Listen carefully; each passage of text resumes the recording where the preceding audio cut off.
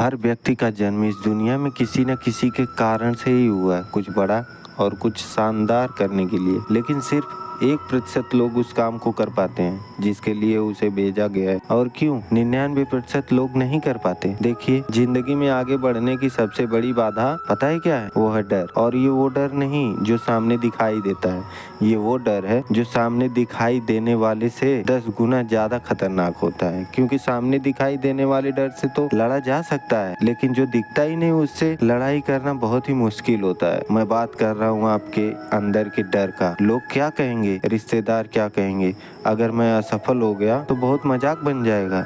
क्यों डरते हो असफलता से? मैं सिर्फ आपसे एक बात पूछना चाहता हूँ कि अभी आपके पास खोने के लिए क्या है? तो आप कहोगे कुछ भी नहीं। तो जब खोने के लिए कुछ भी नहीं है तो डरने की क्या जरूरत है? आपको क्या लगता है जो लोग बहुत बड़े बड़े मुकाम हासिल किए हैं उनको असफलता नहीं मिली होगी? उनकी बेइज्जती नहीं हुई होगी? क्या उन्हें कभी हार नहीं मिला? उनको भी मिला, लेकिन वो फिर भी अपने हिम्मत से अडिग रहे। और लोग ताना मार मार के आपको गिराना चाहेंगे, उसे हराना चाहेंगे, लेकिन आपको कभी हार नहीं माननी। जब दुनिया सो रही होती है तब आपका जो भी गोल है उसे पूरा करने के लिए मेहनत करना होगा। और जब तक दुनिया सोकर उठती है तब तक आप पिछले कुछ नया करने का प्रयास कीजिए और आप अपने सपनों की तरफ एक कदम और बढ़ाते जाइए। जब भी कोई आपका मजाक उड़ाए तो उन्हें जवाब मत दो कि मैं करके दिखाऊंगा, बल्कि उन्हें करके दिखाओ। आज मैं आपको एक सच्चाई बताने वाला हूँ जो बहुत ही कड़वी है, लेकिन सच ये है कि दुनिया वाले तुम्हें इस वजह से हराना चाहते, इस वजह से तुम्हारा मजाक उड़ाते हैं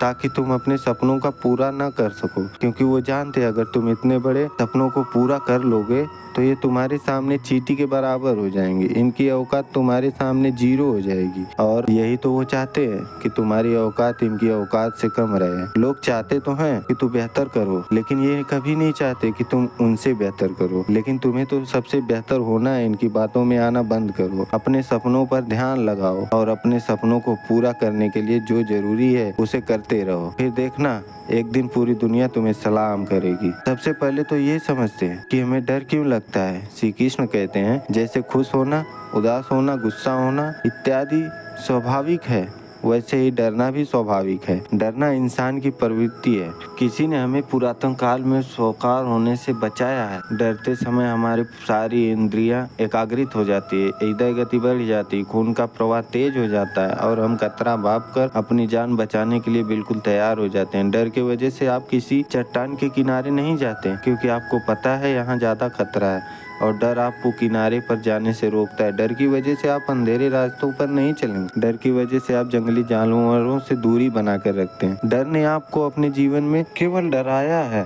इसलिए हम क्यों डर से डरें जो कि है ही नहीं।